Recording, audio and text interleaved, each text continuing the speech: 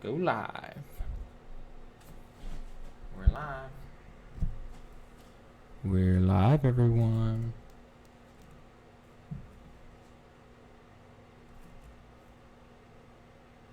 We're live, everyone. Let's tweet out the stream.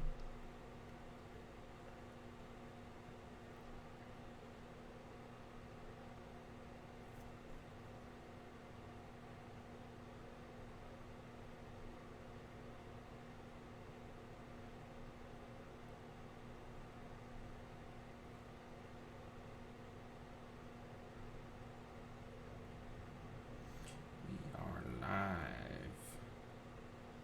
on YouTube. All right. I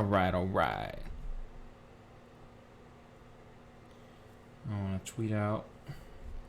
I Facebooked out the stream. Now I want to tweet out the stream.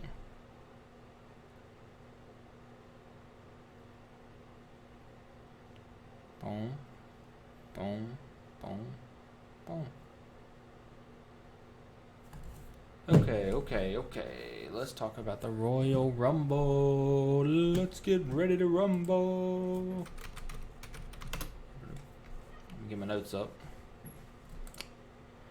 Let me get my notes up.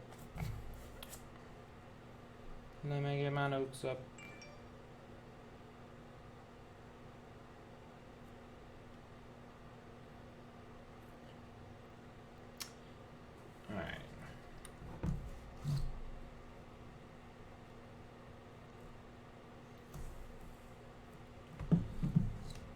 So, the Royal Rumble 2020 is in the books. What did you guys think?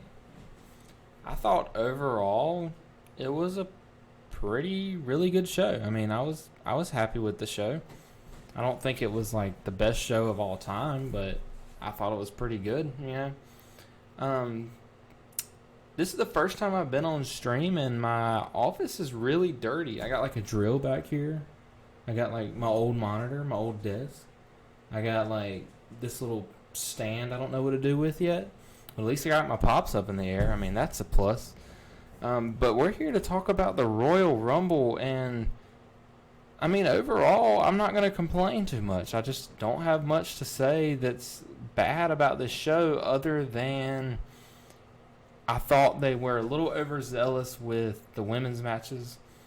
If you're going to have two Royal Rumbles matches, which we've never really had before, but if you're going to have the two Royal Rumble matches, then that needs to be like the bulk of your show. So like have a world title match or two, have the two Royal Rumble matches, and let's keep the show to like 3.5 hours, because those Rumble matches are exhausting. So, I mean, you know, the crowd's really into them. The crowd's there for specifically for those matches. So if you're going to have like just other matches on the card, make sure they're not going to be drag out popcorn matches like Bayley versus Lacey Evans. Like, that just wasn't necessary on this show, and it wasn't something that I thought we needed on this particular show. You could have done that on TV, you could have done it on the pre-show, you could have done it any other time, but not there. Just not like that. It's just not okay with me, but it's fine, whatever. So we kick off the show, and they showed the set, and there's like not a set on this. It's really cool. There's like no set. It's just they're coming out of the dugout, and I really liked it. I thought it was neat. But there's no set. They go out. We start out with Roman Reigns versus Baron Corbin, and their match was pretty good. I mean, it did the job.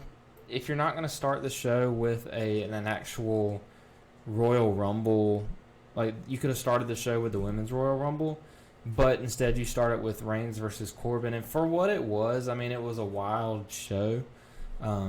You had a wild show. It was a wild match. I mean, you had all the different interference. You had all the tables. You went all over the arena, which I thought was pretty neat. So, I mean, I thought it was fine to start this show. They went through like 25 tables during this match. It reminded me of like an old school like WCW, just brawl, street fight, whatever.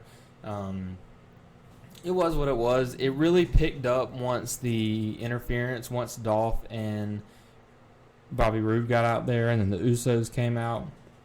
That's when the match really started picking up, and I started really enjoying it. They start going all over the place.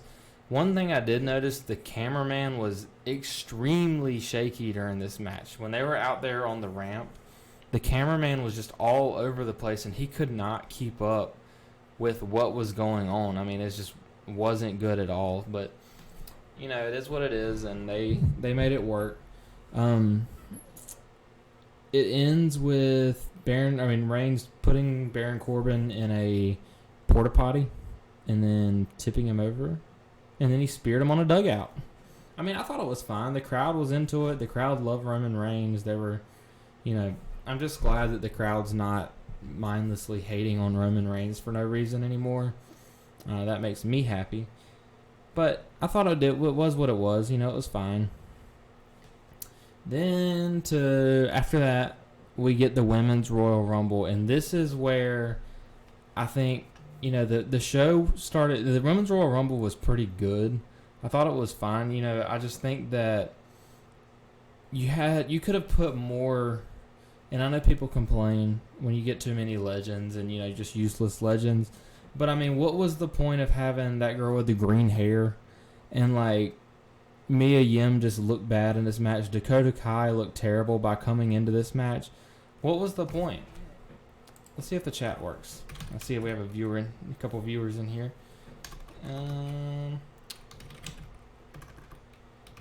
What's up, guys? Anyways. You had like Mercedes Martinez. You had Bianca Belair was really good in this match. I really enjoyed her, and I'm not a big Bianca Belair fan, but I thought she was really good in this match. You had Mighty Molly Holly. That was fine. Whatever. You had Kelly Kelly. You had Beth Phoenix. So you had some legends in there, but you had like 10 NXT girls that most people have probably never heard of, and I just think that's where the match started dragging, was when you're in the mid to late 20s in the Women's Royal Rumble, and you start seeing, like, I can't even remember their names. The girl with the green hair, why when you get into the late 20s, you're expecting like Sasha Banks, Becky Lynch, Charlotte Flair, like you want your big names out there, and instead you get girl with green hair. Like, if I can't remember your name and you came in at number 28 in the Royal Rumble, that's a problem. You can't do that. That's not okay. But, whatever. It is what it is. I love the moment when about halfway through the match, when there was, it was going through, doing their thing, and it got down to Bianca and Alexa Bliss again, and it was just back to those two. I thought that was really neat. I thought that was awesome that it came back down to those two. Beth Phoenix comes out. Naomi returns. Shayna Baszler comes out, I think, at number 30. So, overall, I thought the ending was really good with Charlotte and Shayna. I thought those were the two that everybody thought would win. And those were the last two, and I thought that was the correct last two. I would have preferred Shayna Baszler to win, but I'm going to assume she's still going to get a title shot at WrestleMania and not just wait till after to debut her on the main roster, because she deserves it. It's her time. She's almost 40 years old. You might not know that, but Shayna Baszler's really old. For a wrestler. She's not that old, but she's really old for a wrestler. And if they're going to push her and give her a 5-year run on the main roster, she needs to act right now. Like, this is her time. It's time to get it going, Shayna Baszler. But anyways, I thought the match was pretty good. I enjoyed the Women's Royal Rumble. I really like the women's because you know there's going to be a lot of creativity that has to go into it, because there's not a lot of women on the roster, so they have a lot of spots to fill. And I think up until like Saturday, they only had like 5 people announced for this match, and that's kind of scary. So, anyways, I thought the match was fine for what it was, and I'm not gonna complain about it. So hopefully Charlotte Flair will maybe challenge like Bayley. I didn't know you had a YouTube channel. You should promote this more. From Chris. Chris, I just started this channel. This is my first video on the channel, so welcome. That's why I have 2 subscribers, if you didn't notice, because I started this channel 16 minutes ago. This was my first live stream. This is my first time I've done anything on the channel. And I apologize for my messy office. I'm getting there. Can we talk about why Sasha Banks was not in the Royal Rumble? So, I was watching with a friend of mine, and every single time the next entrant was coming up after like 25, I kept saying, it's going to be Sasha Banks. And then he kept saying, it's going to be Shayna Baszler. So we knew they were supposed to be in this match, and I don't know where Sasha Banks was. She wasn't at ringside during Bayley's match. She wasn't anywhere. Like, she just wasn't on this show. I don't know if she was sick. I don't know if she had a family emergency. I haven't heard anything, but I don't know why Sasha was not in this match, and I thought the exact same thing. I really did. I thought, I was like, why is she not in this? Because other than Shayna and Charlotte, I thought Sasha would have been the next contender. But anyways, I don't know. To answer your question, I really do not know why she was not there. So after the Women's Royal Rumble, let's move on. We get to Lacey Evans versus Bayley. This is the point in the show. Well, first of all, if you have to do the matches that you did on this show, you should have done Becky versus Asuka here and put Lacey versus Bayley right before the Men's Rumble, because this crowd was exhausted from the women's match, and they knew there was more matches to come, so they were still okay with this match. But by the time we get to Becky and Asuka, the crowd's ready for the Men's Rumble. They don't care about any more matches. They're just ready to go. So this is where you should have put Becky and Asuka. Bayley and Lacey, I'm sorry, you're not as big of a match as Becky and Asuka was. Was not promoted as well, just not as big of a title. It just wasn't okay. So in this instant, you could have moved them to the pre-show. You could have moved them to SmackDown. You could have just not done this match and waited till next month. But this Bayley and Lacey Evans was horrible. I did not like that match at all. I just really did not enjoy it.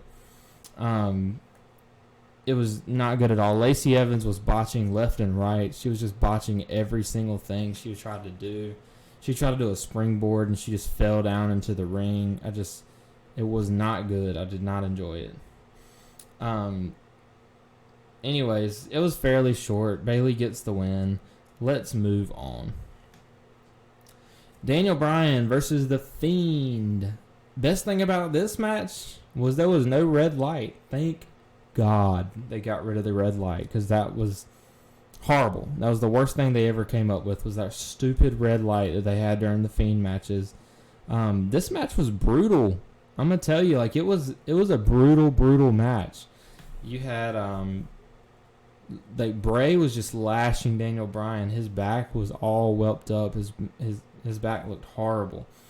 I really enjoyed this match. I thought it was good. I thought it was better than expected for a strap match. But Bray and Daniel Bryan just have fantastic chemistry. Every match they've had, I think they had a match at the Royal Rumble like 3 or 4 years ago. It was great. They had their match at Survivor Series. Was that what it was? That was great. And then this match was great in its own way. It was just brutal. It was like an old school match, and I just thought it was good. And I thought that they told the story very well. Bray Wyatt looked unstoppable. Daniel Bryan looked like he might find a way to break through, but he didn't. He hit a couple running knees, got a couple near falls, but he didn't ever break through. So overall, I thought it was a very, very, very well done match. Great job, Bray Wyatt and Daniel Bryan. Becky versus Asuka. This is where the show started dragging. It started dragging and dragging and dragging. the match went on. It was a decent match. I mean, the two tried really hard. They put on a much better match 2 years ago or a year ago, whenever it was. But this is the point in the show where the crowd, the viewers at home, everyone was just ready to see the Royal Rumble match. And it hurt this match a lot because they just didn't care. But anyways, it was a short little match. I thought it was fine. It was just it was in the way, like it was just right in the way of the men's Royal Rumble. Everybody was ready for the Royal Rumble, and you didn't get it. So, anyways, I'm not going to talk too much about the other matches because I know we're all here for the Royal Rumble matches. So let's move on to the main event, your men's Royal Rumble match. The Brock Lesnar gimmick as a whole, I want to say it's getting old, but when you listen to that crowd reaction when Drew McIntyre kicked him out of the ring, it's not getting old. Like, people hate him. People legitimately want Brock Lesnar to just not exist.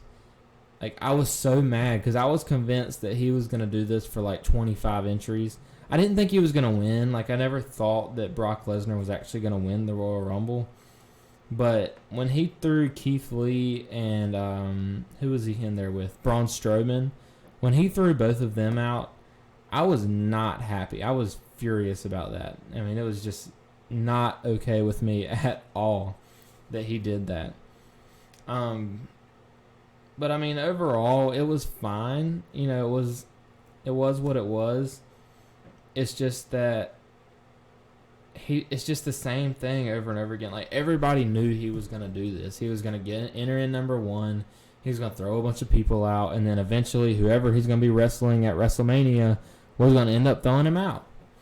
Luckily, the man who eliminated him ended up winning the Royal Rumble. So therefore, we're not going to have like Brock versus Drew just because Drew kicked him out, and then Roman wins the Rumble, or Edge wins the Rumble. I just think that, I don't know, he shouldn't have been in this match. The more I think about it, he should not have been in this match. I didn't enjoy him in this match. I enjoyed the elimination. I enjoyed that one moment, but was it worth wasting half of your participants? You wasted MVP returning. You wasted Keith Lee, who could have been like an Iron Man. He could have been like a Final Two guy. You wasted Braun Strowman. You wasted so much in this match that I don't think was necessary. All for that one spot with Ricochet and Drew eliminating Brock Lesnar. But at the end of the day, I mean, it was fine, and it was a great moment when he finally did eliminate him. And it led up to the finish. So whatever. Keith Lee was the worst part of this match. I thought Keith Lee should have gotten a major spot in this match. And I mean, he made himself look good for a minute with Brock, but the fact that he went like 3 minutes and then just got himself eliminated by Lesnar, I mean, that's such a forgettable spot of the match. And I think Keith Lee should have been one of the people, when you look back on the 2020 Royal Rumble, should have been like, man, Keith Lee was awesome in that match. Because he is awesome. He's one of the best performers on the WWE roster. So anyways, we get past the Brock stuff. That ends. And then the match starts getting good. Like, real good. I loved the second half of this match. From basically when Brock got eliminated, and then you had Orton come. Well, I think Orton came out later, but you had like some of the guys were starting to come out. The ring started filling up. You had Dolph Ziggler in there. You had Drew McIntyre in there for a long time. And then you get to number 22, and Edge comes out. Like, we kind of knew Edge was coming because we've seen the rumors, but we didn't believe it. Like, we just knew it was going to be one of those moments where it's like, like in 2014, we thought Daniel Bryan was going to be in the Royal Rumble. 2015, we thought somebody crazy was going to come out and eliminate Roman Reigns, or we thought Daniel Bryan was going to win the Rumble, and he didn't. Or like last year that we thought, we had Goldberg and Undertaker and all them in there in 2017. you always think something crazy is going to happen in the Royal Rumble, but it usually doesn't.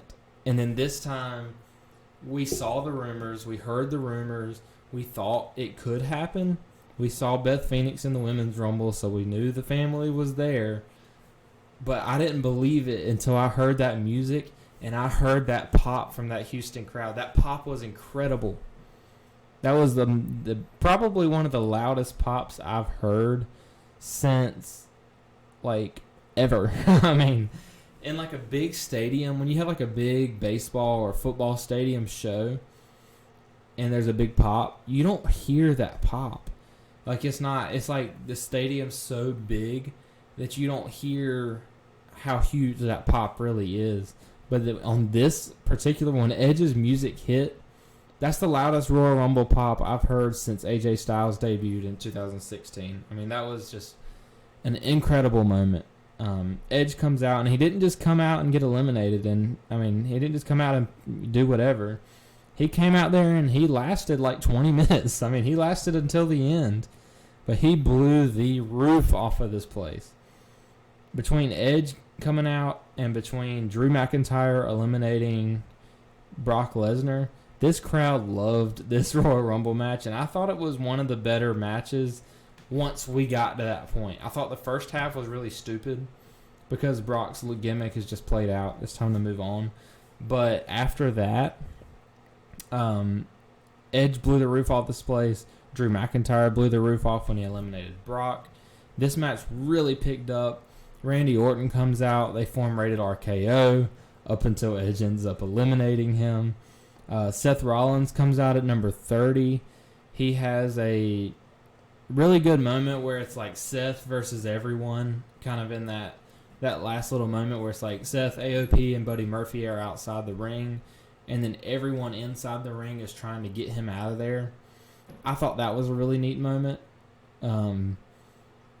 But Edge, I mean, when I go back and rewatch this match, I'm gonna fast forward to the Edge spot. I'm gonna watch Drew McIntyre eliminate Brock. I'm gonna watch Edge come out, and then I'm gonna fast forward to the end. That's the 3 moments everybody loved from this match. But the crowd was chanting, "This is awesome." The crowd couldn't believe Edge was there. The crowd loved this match. They loved this Royal Rumble match. The Seth moment at the end was really cool. Roman Reigns and Drew and Edge at the very end was really neat. Roman and Edge had a really good back and forth on the apron. That could be a dream match for WrestleMania. The commentators talked about it. You know, they mentioned it. They were like, "This is a match you play on 2K. You don't play this in real life." And then here we are. It's Edge versus Roman Reigns in the middle of the Royal Rumble. So that could be something we see at the Royal Rumble. Edge versus Roman Reigns. How do you feel about that match? I think that could be a pretty cool match. Overall, I mean, I know people are going to be mad that Edge didn't win, but he hasn't wrestled in like 10 years, and do you really want to just go feed him to Brock Lesnar at WrestleMania? I mean, Brock Lesnar at this point in his career, and I know Drew McIntyre, I'm about to look up how old he is because I really don't know. So he's 34 years old. He has time to put another 10 years together of a really good career. Do you really want to throw that away and let Brock put Edge over at WrestleMania? Like, I don't. If Edge is going to come back and really come back, he needs to come back in a Chris Jericho style role. Like, he can come back and fight Roman Reigns at WrestleMania and lose in a hard-fought match. He can come back and maybe win a United States title or even a world title, but it doesn't need to be at WrestleMania. I don't need to see Edge winning world titles at WrestleMania unless the only way that I would be okay with that is if he would have won the Royal Rumble, came back, you know, fought Brock Lesnar at WrestleMania, and then that was his farewell match. If he was going to win the title one more time and then ride off into the sunset. That's the only way I would have been okay with that because he never lost that title originally. So he could have been like, yeah, I'm retiring as the champion. But I mean, Edge, how old is Edge? Like 50? He's 46 years old. So, I mean, he can put together some matches, and he can have good matches. I mean, Undertaker's like 52. He might be older than that. He might be like 56. Let me see. And now I'm just wondering how old everybody is.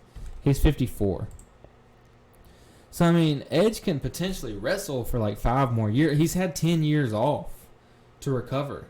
And as far as we know, his neck's in perfect condition now. So, he could put together another little piece of his career. Like, it's not going to be Shawn Michaels' return career, you know, where he came back for another 10 years and won world titles and probably had a better career the second time around, better matches.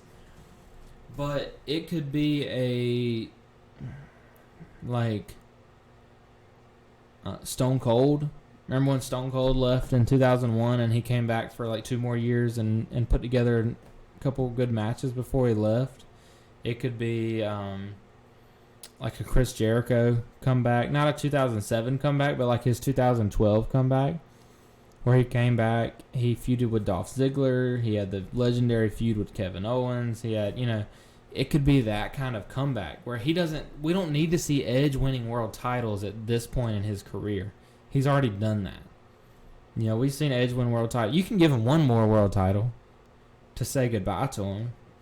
But we don't need to see him winning Royal Rumbles and then fighting Brock Lesnar at WrestleMania. So if you're mad about Edge losing the Royal Rumble, I don't agree with that at all. I just don't think that's necessary to not want. I mean, you wanted the Edge to win over a young up-and-coming star. And I'm not saying Drew McIntyre's young, but he's not old either. You know, he's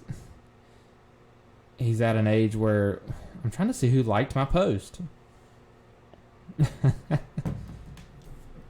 But Drew McIntyre's at an age where he can still have a 10-year run in the main event. And so, I mean, I don't agree. For those of you that are mad about Edge losing, I'm sorry. I mean, you can be mad if you want, but that's whatever. You know, I don't care. I'm glad Edge lost, not because I didn't want Edge to win, because Edge is probably top 5 for me of my favorites of all time. I mean, you got Triple H, Chris Jericho, Shawn Michaels, Ric Flair, and probably Edge. I mean, Edge is probably top 5 for me. I mean, he's up there. So, anyways, with that being said, I'm glad with the decision. Drew McIntyre was the right decision. Charlotte was an okay decision. No big title changes on this show, which I think is perfectly fine. I mean, the Royal Rumble, to me, should be about the Royal Rumble and then one big title match. So if you look back in history, you think about Royal Rumble 2000, you had, the Royal Rumble match, and then you had Triple H versus Cactus Jack for the world title. You think about 2016, I think it was, or 2017, you had the Royal Rumble, and then you had Cena versus AJ. 2015, you had Royal Rumble, and then you had Brock versus Cena versus Seth. And then, what other years do we have? But anyways, you get my point. Every year, it's like you have your big title match, and then you have your Royal Rumble match. You don't have to have a bunch of title changes and crazy stuff going down at the Royal Rumble event other than the Royal Rumble match itself. And I thought these matches were very well done. I thought the show was very well done. This was a good job. Thumbs up to you, WWE, for putting this show together. And thumbs up to YouTube and my viewers for coming out and supporting. This is the first video I've ever done on YouTube. First one I've ever done. And we've already gained 2 subscribers. We're up to 3 now, or 4? Man, we're getting big time. Let's see. I think we're up to 3. I'll check after the video. You can look at my channel and see. But I just want to thank you guys very, very much for coming out tonight and watching the stream. I want to invite you back. I don't know if I'm going to do every Raw, SmackDown, Dynamite, NXT. I don't know if I'm going to be able to stream that much right now because I'm still working a job every day. But for the most part, I'm going to try to come up as much as I can. At least do like a weekly podcast, do all the pay-per-views. I'm going to come up live, though, every time. It's always going to be live streaming. And then I also have my RC3 Plays channel where I play video games. Live stream. It used to be videos, but now it's going to be live streaming. So, with that being said, I want to thank you again. Hit the subscribe button. Obviously, I need to grow. I have like 2.5 subscribers at this point. I'm assuming you found me on Facebook because that's where my main advertising comes from, is Facebooky. But regardless, if you didn't find me on Facebook, go check me out, facebook.com/RC3ENT, twitter.com/RC3ENT, patreon.com/RC3ENT, teespring.com RC3ENT for merchandise. Go check me out. Go help me out. Spread the word. Share the videos. Tell me if you like this format, the live stream format. This is the only way I really want to make videos. I like video editing and stuff like that, but for the most part, I just like streaming. I just like talking to you guys. Like I just like coming up and chit-chatting. So that's what I'm going to do from now on this YouTube channel. I'm not going to stream on Facebook Watch because I don't know a lot about the platform itself. Like, I've followed YouTube for years, so I know how the platform works. I know all the rules. I know the regulations. I know this, that. Monetization. Oh, I'm a long ways from monetization. Trust me. But if all you guys on Facebook come and subscribe to my YouTube channel, then I'll be monetized. And then I can quit my job and I can come up and talk to you guys every single day. That's what I want to do. That's what we need to do. You gotta help me. I can't do it by myself. Alright, I'm just rambling now. I'm just trying to make this stream longer, but I'm ready to go. It's time to go to bed. Thank you guys so much for watching, commenting, listening, subscribing, liking, whatever you did with this video. Thank you. RC3 Entertainment. This has been your Royal Rumble 2020 review, and we're signing out. Good night.